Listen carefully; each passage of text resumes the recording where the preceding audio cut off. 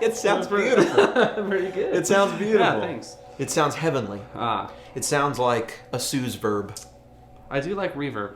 It sounds really good. Yeah. Hey, you guys. Hello, my name is HW. Hey, I'm the Sooze. And if you're getting a lot out of these videos, please remember to like and subscribe to the Tone Junkie channel. It really helps. Share with your friends, yada yada. This is Sooze Verb. And we get so many questions because we've put out so many profiles, performances. You've created the Worship 100 performances that are out now and the ones coming out, plus all the Sooze performances that are floating around out there. The templates. The templates, yeah. And people love the verbs, and you're sort of known as a guy who plays with these big, beautiful verbs and just makes them sound heavenly. The best compliment I can get is people message me and say, "Did you mean it to be this wet?" And I say, "Yes, I did." Right. There is often a disconnect when we put stuff out. People always tell us, "Why is it so wet?" And that's like the disconnect when you're listening to something and then when you're playing it. The perception of what is enough is a lot different. I'm sure we'll talk a lot about that. This is Sooze Verb. You can download it down there. Let's get into it. Sooze, teach us, how do you approach let's just talk about how we approach ambient reverbs. Yeah. Okay, so the first thing I like to do when I'm setting up stuff is to turn everything off except for when I'm tweaking. That way I'm not hearing a bunch of stuff. And really quick, this is just the deluxe Reverb 3 that's been on the Kemper Klon, Kemper KOT. It's a great bass kind of tone. So you can see here there's a delay on, so I would just turn that off. And what kind of delay are we? This is a single delay. Just a single. Okay. Yeah. Just kind of, medium repeat. So I want to just turn that off so I can listen to what the reverb is doing. So there's nothing on that. So the natural reverb is one of the new reverbs, and that's the one that I've used a lot on some of the performances. It's kind of my go-to, what used to be the legacy reverb. Yeah. Now it's the natural reverb. And natural reverb is supposed to capture, like if you look at the presets that are in there, it kind of captures all the realistic spaces, like room, hall, tile, cave, whatever they call it. Got it. And then it sort of goes more. Yes. Like it goes more than a room could be. Right. Yeah. So this room size here, I feel like kind of spans that, and so for something like this big and long, I just crank it all the way up to 10, to get the biggest room. And then so a lot of times, like, these are your main 4 controls on like an outboard, pedal, reverb pedal, would be how loud do you want it, which is mix, how long do you want it, which is decay time, room size we talked about, and pre-delay is how soon do you want the reverb to hit after your attack. And just for reference, if we were going to dial in a spring reverb, the spring reverb sound in a Fender would probably last on the short end 2 seconds, to on the longer end maybe close to 5. Yeah. This is 31 seconds, right? This is like, what room sounds like this? Yeah. That brings up a good point, is that if you're not going to play as sparse as this, you might want to tweak that back a little bit, just so that you can play more and it's not hitting up against all the notes that are lasting, Could we give them a really tactical example? One thing I've always wanted to put in a piece of content is I've watched you play enough to notice, like, you will, when you play with a ton of reverb, like, let's just turn this on, right? When you play with a ton of reverb, like this, like, just hit a note or something.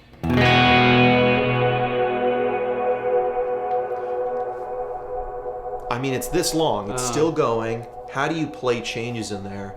One of the cool things I see you do, and I just want to throw in here because people get something out of it, is I watch you play a bar chord, but then I watch you with your hand only pick 1, 5, 3. Right, not all 6. Right. Yeah, show us that. Like, do that on an A chord or something. So, like on this, E style bar chord, right?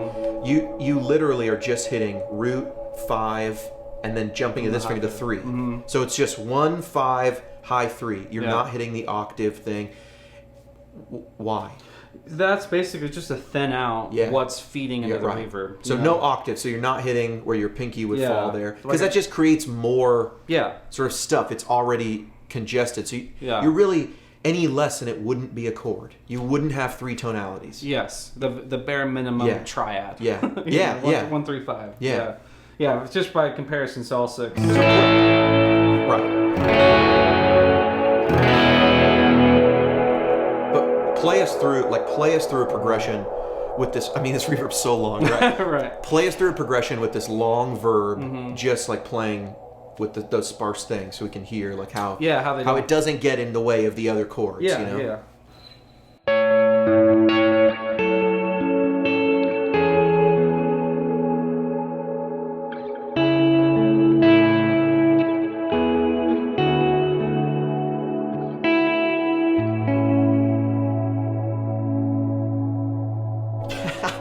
Yeah, and it's playing light, you know, you got to play to the effect kind of a thing, you know. Yeah. But if it does feel like it's too long, it's too loud, you know, that mix and decay time, just back them off until you get something that, you know.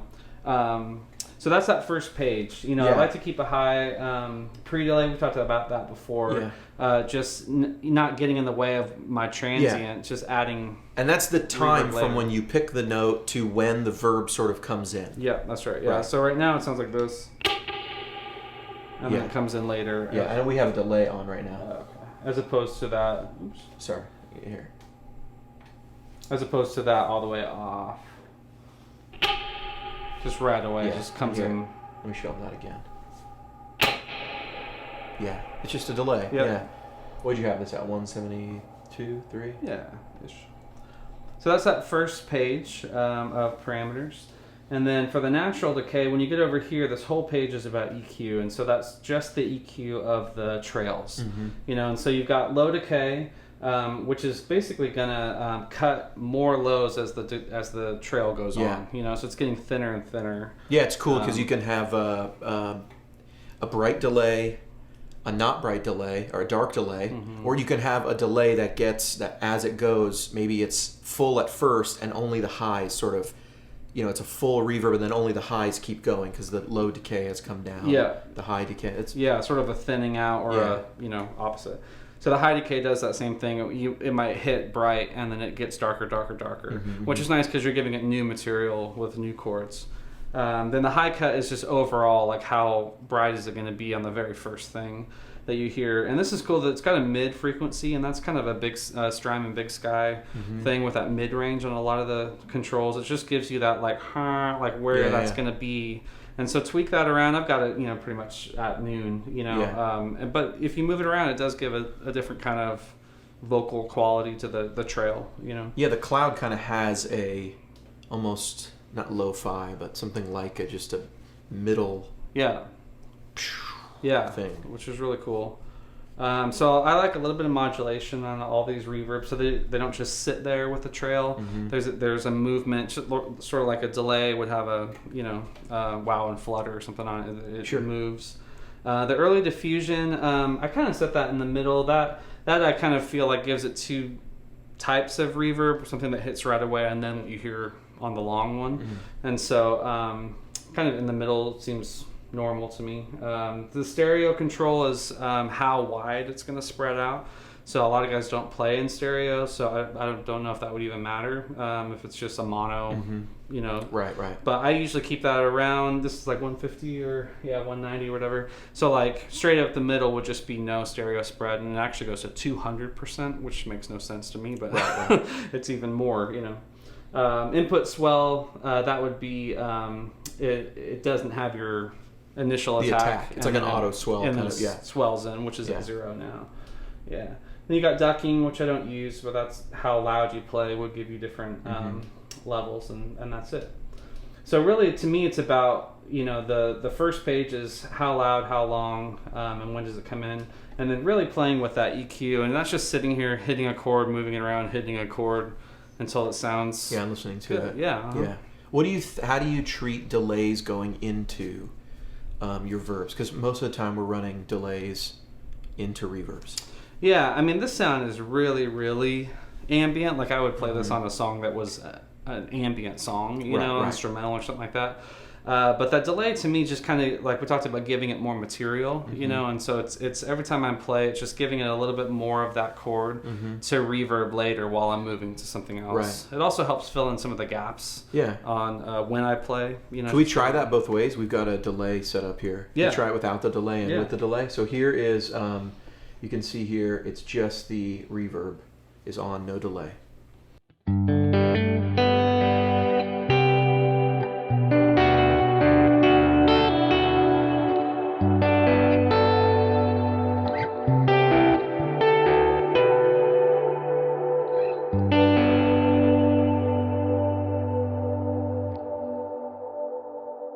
Now this is, oops, sorry, that's another reverb.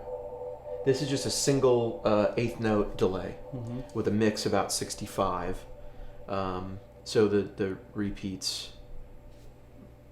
louder? No, it's a little more than half. Two-thirds, Yeah, uh-huh. 2/3 as loud. And there we go. Let's hear this together.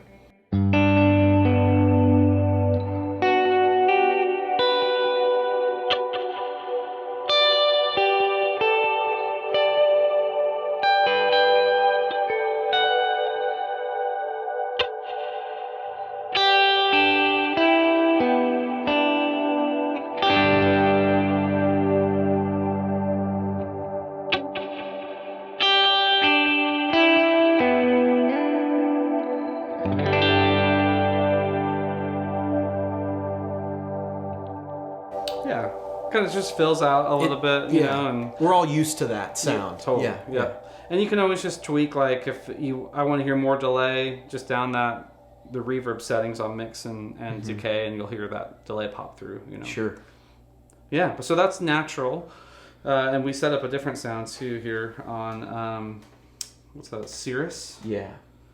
Cirrus reverb. So the Cirrus one is closer to the Bloom setting. You know, there's even one called Bloom on here, and that really is that the Bloom setting on the Strine. On the closer the big to sky. the Bloom setting on the Strine. Or on the, yeah. And so that's really like hitting your note, and then like a wave comes in afterwards. Yeah. So I've kind of set this up not as extreme as it could be. So again, you've got mix, but that attack time is when that wave of reverb starts coming in after you. And it's not as long. This is 13 seconds, still pretty long, you know, but it isn't that 30-second thing. Modulation still is there on that. And then again, you've got your EQ section. So again, just listening to held chords, kind of put stuff where you want it. Yeah.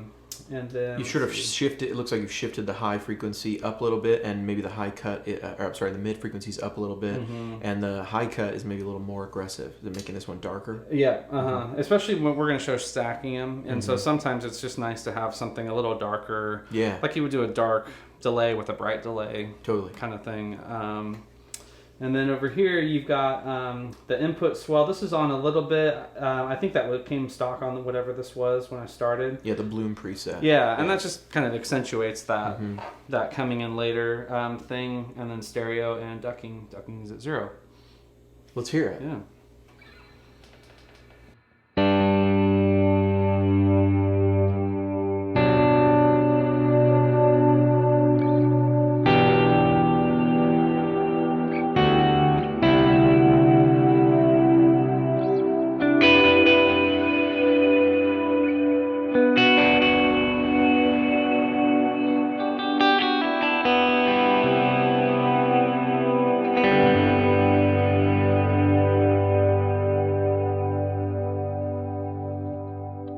Yeah. And one thing that's nice playing with that is that when I do some quick notes or quick movements, you don't really hear that swell of reverb like you do with the stuff that's really long. So you can kind of just like arrange your notes and parts to play into it. I don't want to reverb here. Right. So I'm going to play quick. Right. Yeah, that was with the delay too. Here, try without the delay.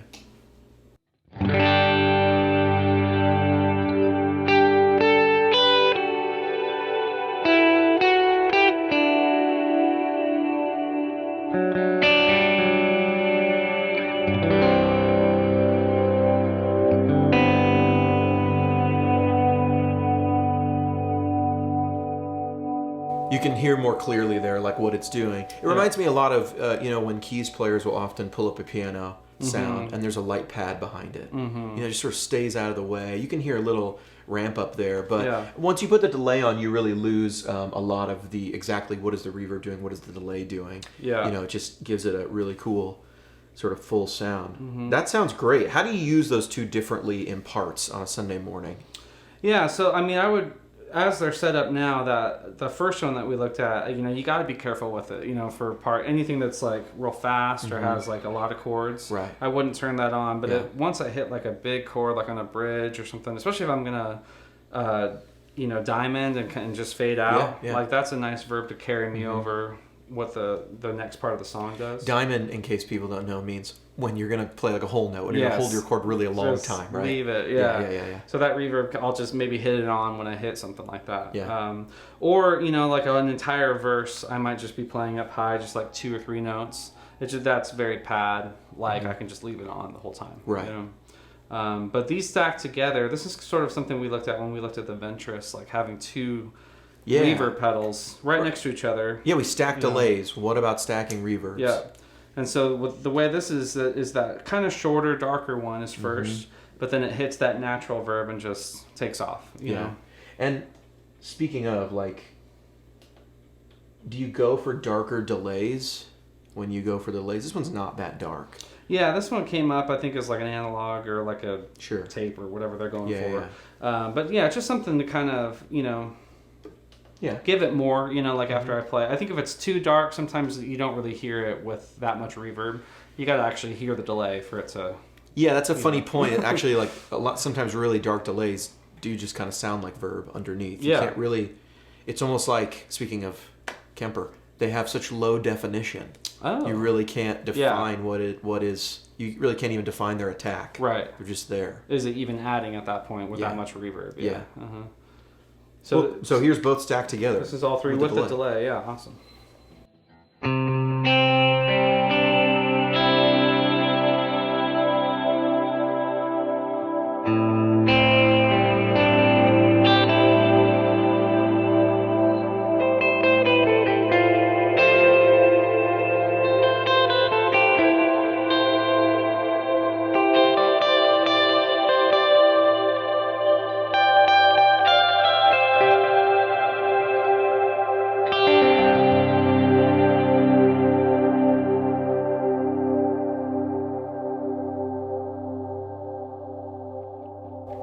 I like ambient music. I mean, it sounds killer. Hey guys, if you got something out of this video, if this helped, you know, download the Sooze verb and don't forget to hit like and share.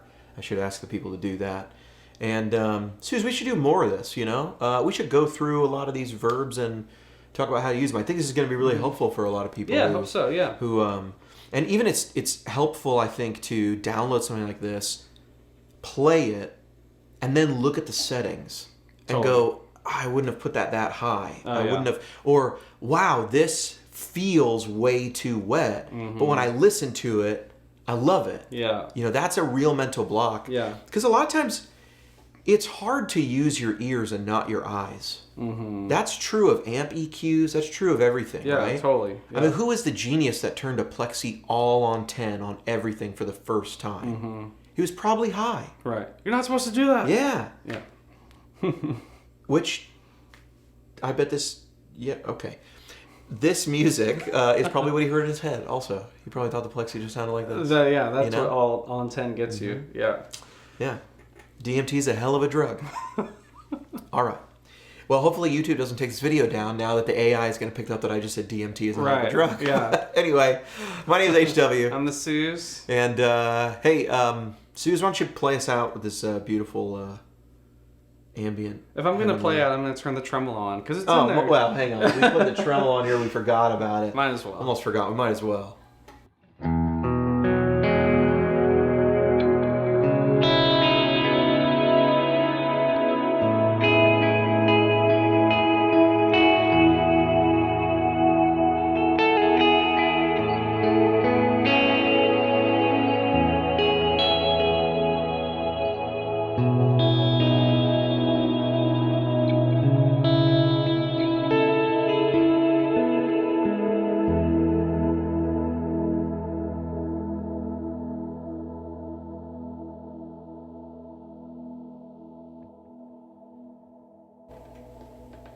Sounds great, man. Yeah. That's going to be a great video.